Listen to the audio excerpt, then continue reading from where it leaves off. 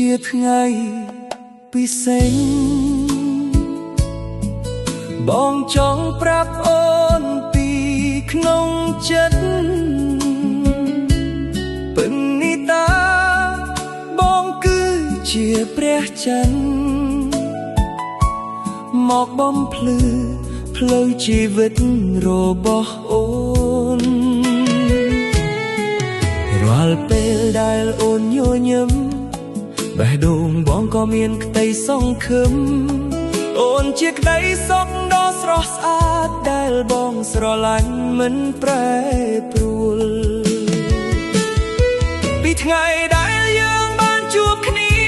ជីវិតបងមានន័យជាងមុនបងនៅក្បែរពេលអូនទន់